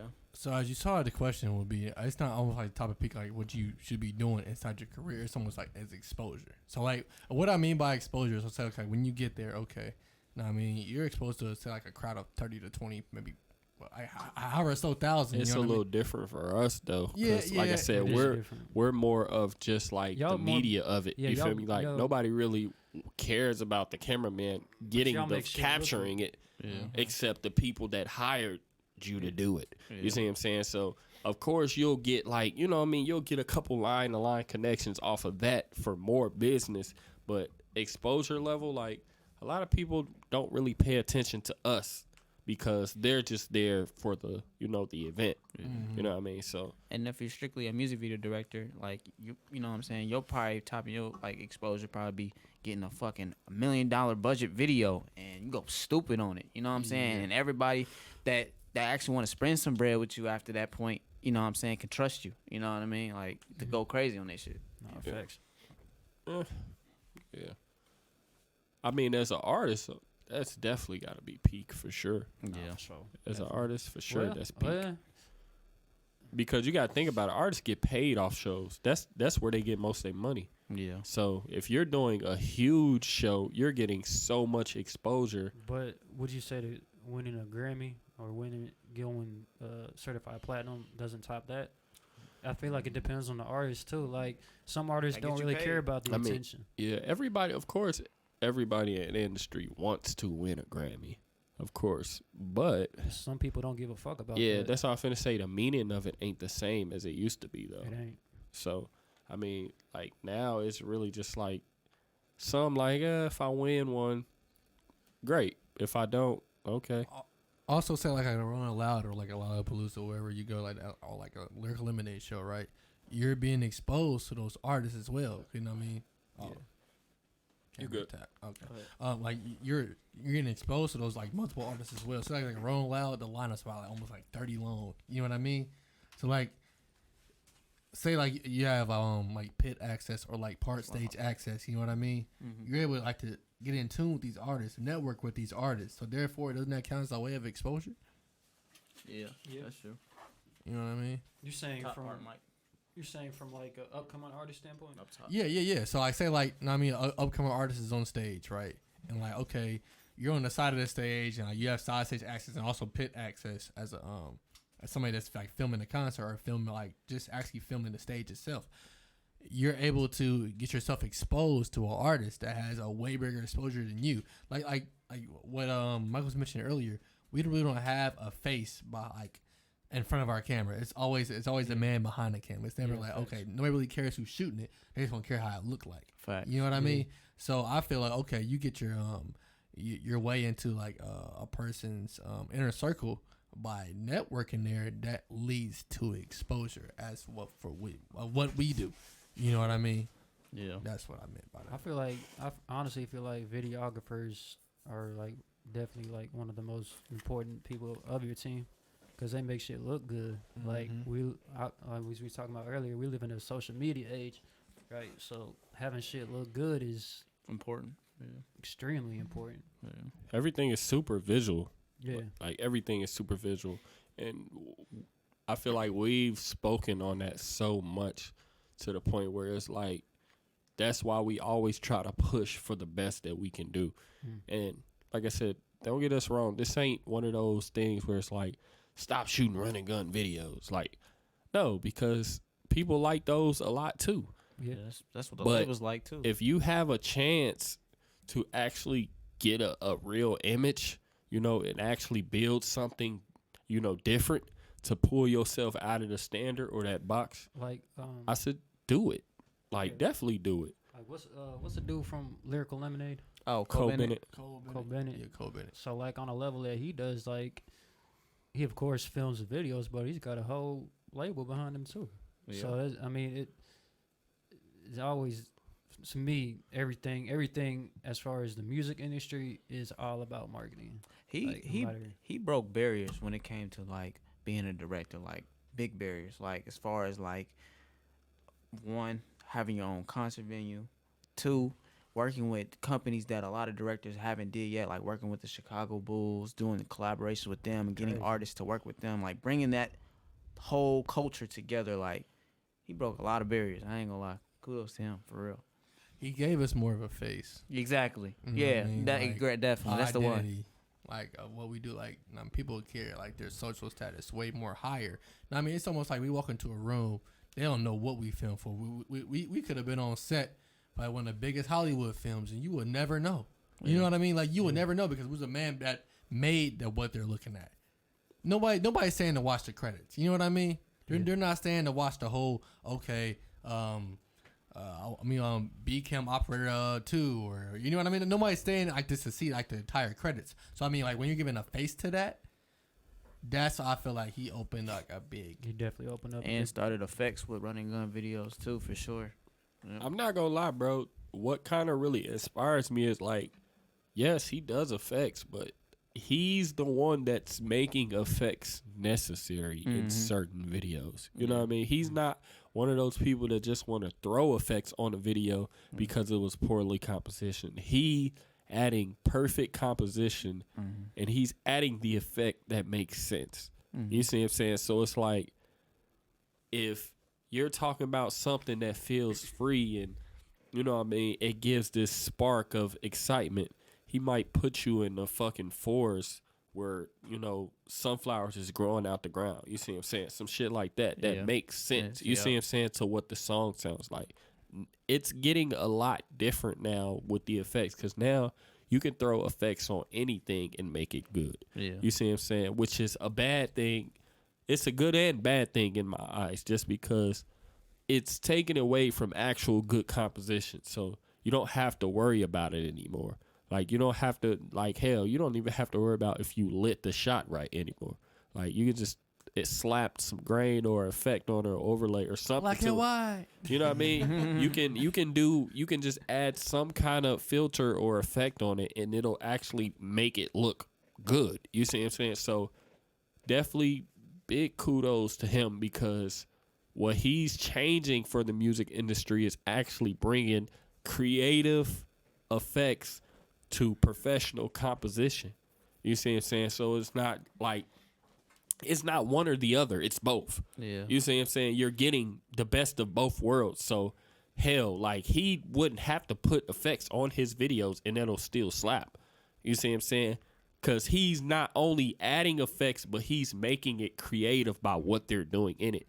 Like the Nardo Wick video when he had 21 Savage as a ski mask reporter. Yeah. You see what I'm saying? Yeah. Like, and it's a bunch of people behind him fighting, like literally, like having a full on fight. I love that creative video he did with Ski when they was in New York, and just like, I don't know, just about it was just so creative. Like, man, I hope Cole Bennett is watching this one day, because bro, like him, bro, like Cole Bennett's probably like, when I started shooting videos, like he was like the Wayne person. I was just watching his videos. I wasn't shooting at all. I was just watching his videos. I'm like, bro, this dude is hard, bro. So like him and then one of my white boys, Brandon, like they was the two people that got me to shoot videos. Like, shout out to them. Sure. Definitely. But I guess, yeah, definitely. That's dope for sure. Shout out Cole Bennett for sure. Yeah. Definitely gotta say that. All right, so for our last and final topic. So, does your inner circle determine how far your success heights will reach?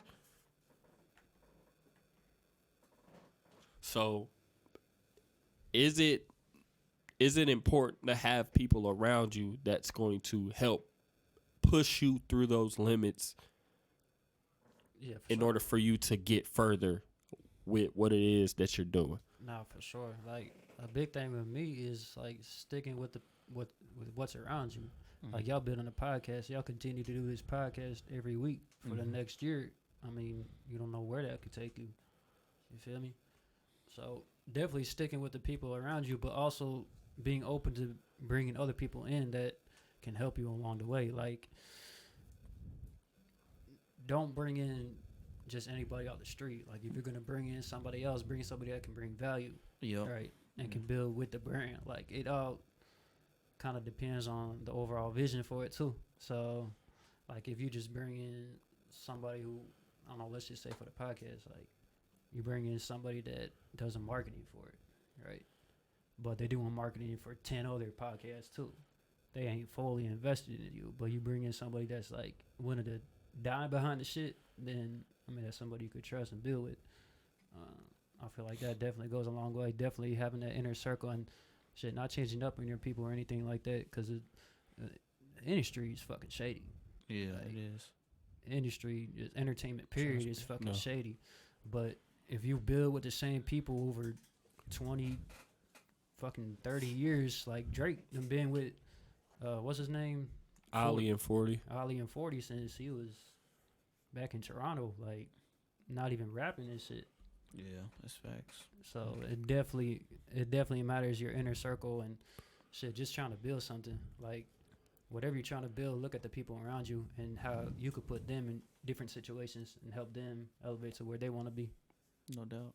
Yeah, I definitely agree. Yeah, I would really just people who can see the vision. You know what I mean? Can see the vision and know that what your type of goal that you're trying to reach.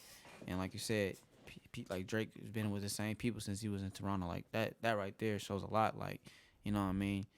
relationships like that can't just be built overnight. You know what I mean? Nah, facts. You know, it has to be it's longevity. You know what I mean? Longevity relationships are always the biggest thing in my opinion because, you know what I'm saying?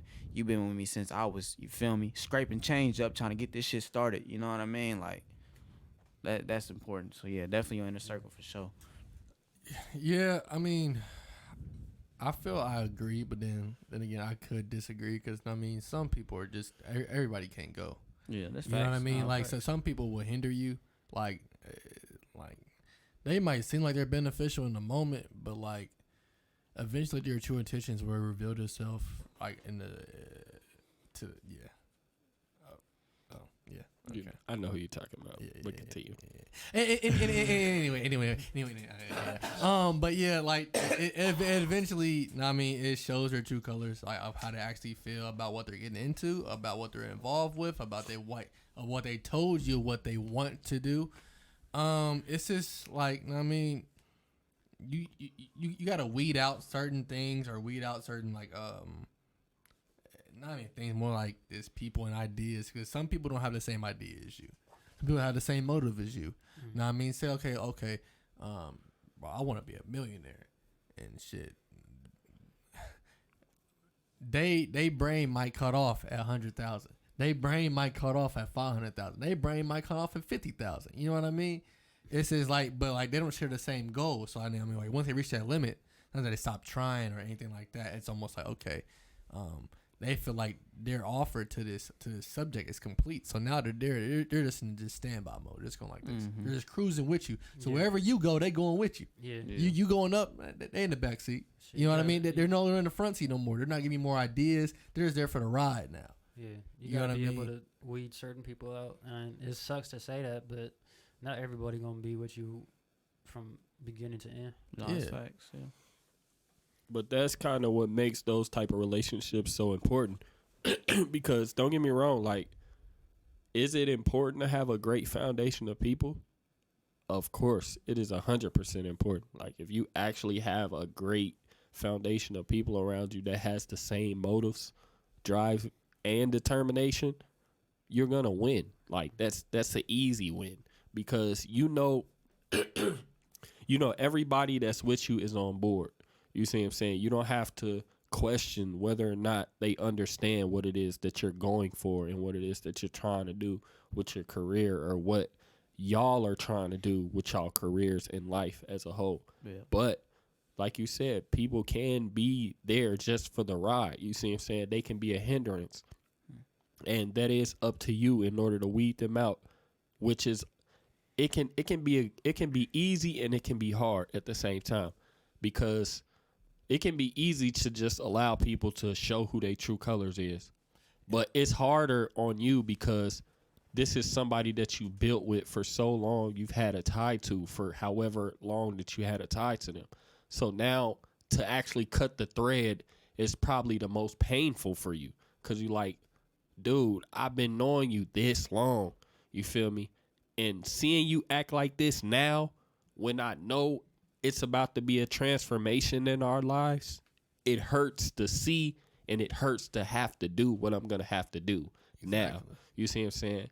But definitely having people around you that understands the plot, that understands the end goal of it all, bro, that is A1. If you can find people like that, bro, y'all can take over the world. Yeah, and sometimes, I mean, all that negative energy they got, if you're so positive around somebody that's so negative, eventually you'll cancel them out. And I mean, positive and negatives cancel out. So eventually, if you're too positive and somebody's not that much, like they're negative, but like you're way more positive than they are negative, their motives will bleed out. Like it will bleed. You know what I mean? Like you will see it, and they won't do it on purpose. It'll be on accident. You know what I mean? Like true intentions show up on accident.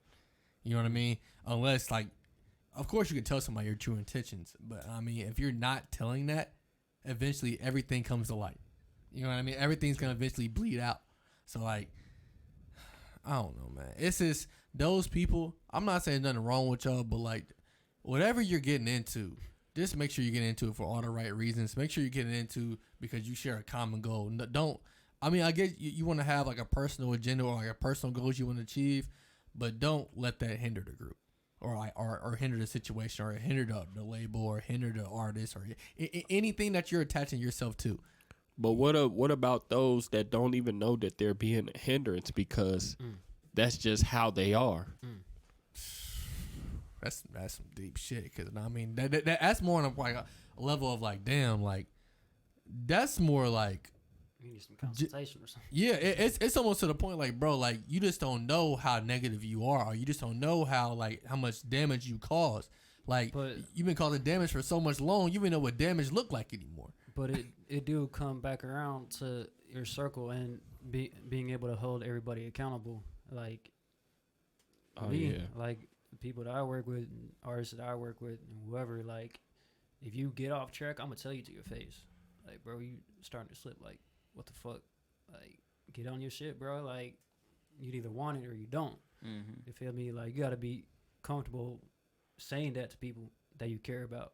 Because if you don't, then they gonna slip off track and it's gonna fuck, not only fuck their lives up, but it could fuck whatever situation you got going on up. So of course the people that whatever you're going through and shit, and you bringing that shit to the table, like you gotta obviously take care of yourself, but people that on the outside, like you gotta be able to be aware and tell that person like, bro, you fucking up. And I mean it may hurt to say that, but at the same time, it's going to build your relationship even more because they'll listen to you versus somebody off the street. Mm-hmm. Facts. I agree 100%. And even kind of just balancing off of that, like sometimes people just need that infrastructure by somebody who's level-headed. You know what I mean? So if you're that level-headed one to be like, I got to pull you out of the damp to be like, bro, sometimes you just need to be grounded a little more because you get into this way to where you feel like you're unbeatable and things can't possibly go wrong for you. You see what I'm saying? So having people like you within the group to be like, nah, bro, that shit wasn't supposed to be like that. And you really let that shit get away from you. Yeah. Will bring somebody back to reality to be like, damn, like he sees me and, you know, he's around me all the time and he's one of the people that helps me with my talent. And he told me I'm fucking up. I need to get back into that mode. I need to focus. Yeah, I need to get back together. So shit, definitely accountability. Another thing too is like you may tell that to somebody, but it's really up to them to do it. Mm-hmm. Like you could lead a horse to water, but you can't make it drink. I was just about to say that. So, I mean, at the end of the day, it really does fall back on the person and really what they going through. Like, if you need consultation or whatever, or you need help and you going through whatever you're going through, seek that help. You don't have to come directly to whoever, you know, you're building the shit with, because that hurts. This, you know what I'm saying, be around. Like, we're men, bro. We don't really talk about our emotions like that at all. You feel me? But we should. You feel me? We should. You feel me? We keep a lot of shit inside. Yeah, we do. A lot of shit I inside. feel like that's another reason why a lot of men end up kind of, you know what I'm saying? Don't say it. I was going to say, you know, suicide. Yeah, don't say it. Unalive. Yeah, don't say it. But for real though, like, you know what I'm saying? In they self or, you know, delete they self. Yeah. Because it's just like you said, man, we don't talk about our emotions like that. So it's just like some people, we just can't get on that type of emotional level with, you know what I'm saying, other people. You know what I mean? It's just like, a lot, man, it's just, oh, man. I'm going to be honest, bro. We should. And I'm not saying that because, of course, we men, but I'm saying that because going through what we go through, it builds us so fucking much. It gives us character, bro. It actually makes us who we are. You see what I'm saying? Had you not gone through the shit that you went through, would you actually be who you are right now? True. You wouldn't, bro. You would not be who you are right now if you didn't go through what it was that you went through. If you hadn't held that in there, bro, and worked on it, like that all that does, bro, us not showing emotion is help us understand our flaws and help us learn how to fix them. Like, that's what we do, bro. Men are very intricate thinkers, bro. So, like, we think about problem solving instantly. So if we have an issue, if anything is wrong with us or it's something that we're dealing with, we go into a mode where we have to figure out a way to solve this issue. Yeah. You see what I'm saying? So honestly, bro, showing our emotions is a good not showing our emotions is a good thing for us. It's a good thing and a bad thing at the same It time. it can definitely cause a You could pop meltdown. one day. Yeah, 'Cause yeah. how far can you take it, Yeah, though? yeah. It can cause a That's the meltdown question. if it gets too far. Of course, if you going on a line of where like it's some things where you really do need to talk to somebody, then of course talk to somebody. You know what I mean? Seek some real professional help. You know what I mean? But in our case, bro, handling our emotions is the biggest part of being a man. Like that is the biggest part about being a man, bro. Understanding how to handle your emotions, bro, and knowing when to use critical thinking in order to solve your problems, to fix them. You see what I'm saying? Like, think about, I forgot, actually, it was a podcast, Fresh and Fit, Myron. Basically, he said, if you want to know what happens, what an emotional man is, look at men in prison. Yeah. That is the highest peak. Impulse. Exactly. That is the highest peak of what an emotional man is. Like, women say they want emotional men. There's where they at, bro. They're in jail. Yeah. All of them are in jail because they don't think. They're using their emotions based off of impulse, how they felt, what they felt right then and there, and they're acting out on that. They're not thinking about what can happen. What is the reaction after this happens? How far is this gonna go? You see what I'm saying? That's why as men we automatically have to hold our emotions because we are more critical of thinkers. When you become a man that knows how to control his emotions and think quicker on his feet, you become a dangerous man. You see what I'm saying?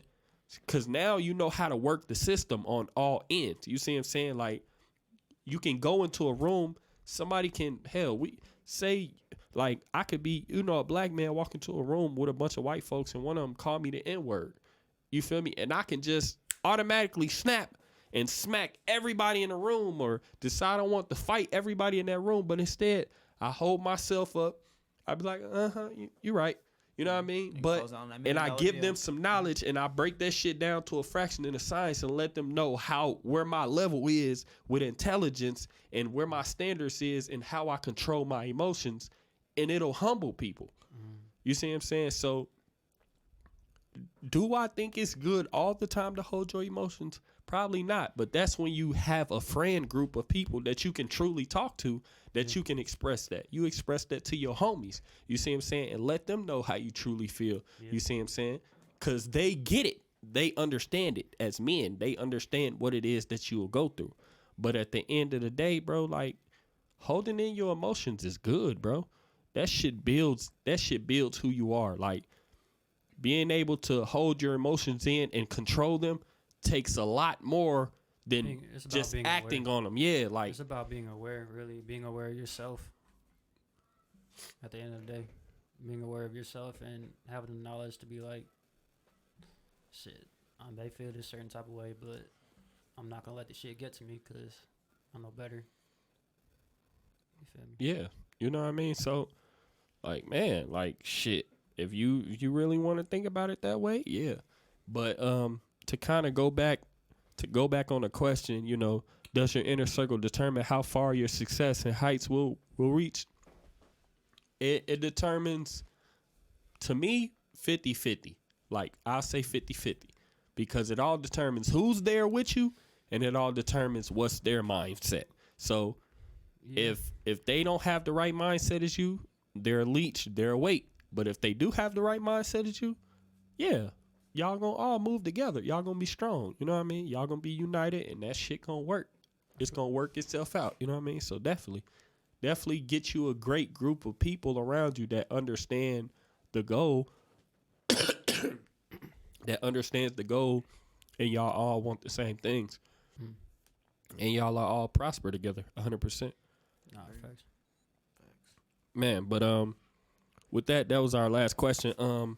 Before we end the show, we always kind of like, ask the guests, do they got anything motivational that they can kind of leave for the people watching? You see what I'm saying? Something that can help them, you know what I mean, inspire them, or, you know, push them to maybe somebody out there want to be a DJ and they don't necessarily know how to do it or where to start, or, you know what I mean, how do they find that passion and that drive to do it? So if you got any words for them, just go ahead and drop it. So probably first thing would be knowledge.